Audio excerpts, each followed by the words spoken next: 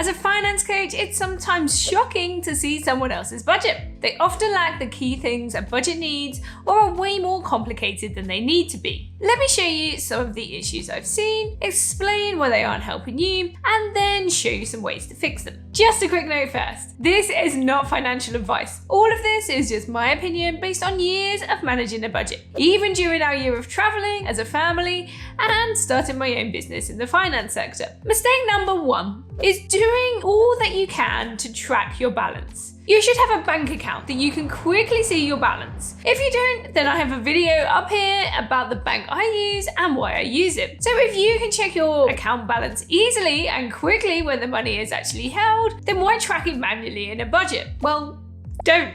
Is my answer. There are key figures that needs to be in any good budget, but I personally do not track my current balance, and I consider that to be something outside of what a budget should be used for. So if your budget is just a list of all your ingoings and outgoings to track your balance, then that's not a budget. It's just duplicating what your bank should already be doing automatically. And I'm here to tell you that's not the point of a budget. If your balance has been the focus of your budget and you had a eureka moment, please give this video a thumbs up to let me know I'm helping the community and letting more people see this video. I'd really appreciate it. So mistake number 2, restricting the fun. So this is a common issue with people that are new to budgeting. There is this idea that a budget is about cutting back and stopping you from embellishing, where the truth can be quite different. A budget is there to help you manage your money, and that allows you to prioritize your money however you want.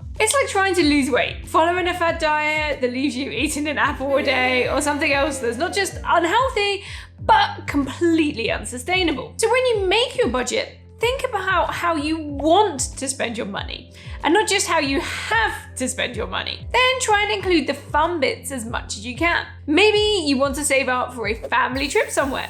And prioritizing this means you cut back on the eating out portion of your budget. But isn't that restricting the fun? Well, no, it's just adjusting your priorities and where you want to be spending your money. So mistake number 3, just using your budget as a tick sheet.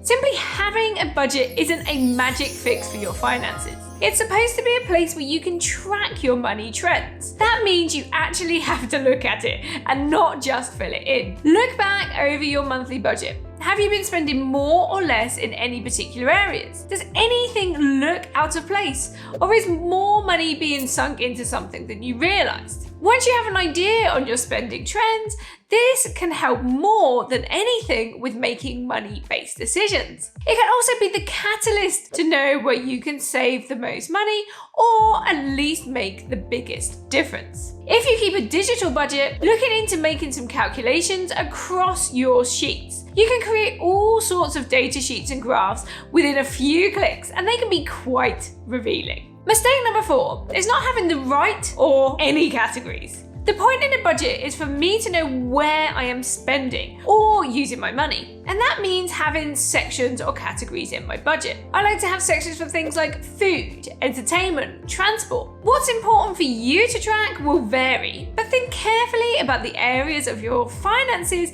you would like to be able to, at a glance, see how much of your money is going into it. Having well thought out categories will make the tracking your trends process easier and more relevant to you. As an example, you could have a category for food all on its own, and then when it comes to filling in your budget, have subcategories for eating out, the weekly shop, top-up shops, takeaways, hot drinks, etc. Then if you start seeing your top-up shops creeping up, start to look into whether you need to get more on your weekly shop, or start meal planning to make sure you get everything you need right the first time. Hopefully you start to see the power of knowing what's going on with your money and how that helps you shape your financial decisions. Mistake number 5 is not thinking about the regulars. Things like Christmas, birthdays, car insurance, your TV license. I have seen people get to a month with a cost they've known about for like a year or more and ask the question, how am I going to afford this in this month's budget? The answer is you shouldn't have to.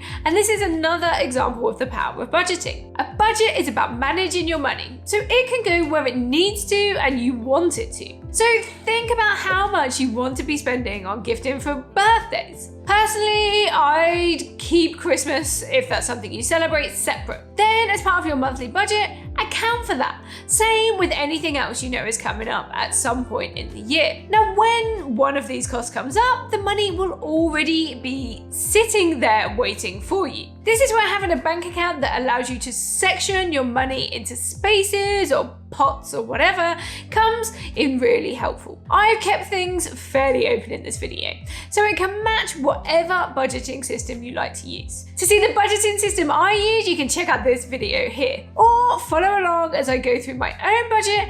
I have a series you can watch over here too. Let me know in the comments if you're going to change anything about your budget, and if it's something I suggested, be sure to leave a like. Hopefully I will see you in the next video. Bye!